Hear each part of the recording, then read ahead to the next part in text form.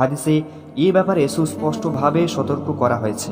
আল্লাহ তাআলা যাকাত অস্বীকারীকে সতর্ক করে দিয়ে বলেন, আর যারা সোনারূপা পুঞ্জীভূত করে রাখে এবং তা আল্লাহর পথে ব্যয় করে না, তাদেরকে যন্ত্রণাদায়ক শাস্তির সংবাদ প্রদান করবে। সেদিন জাহান্নামের আগুনে তা উত্তপ্ত করা হবে এবং তার দ্বারা তাদের কপাল, পাশ এবং পিঠ আগুনে পোড়ানো হবে এবং সেদিন বলা হবে, এগুলো সেই সম্পদ যা তোমরা নিজেদের জন্য জমা করে রেখেছিলে।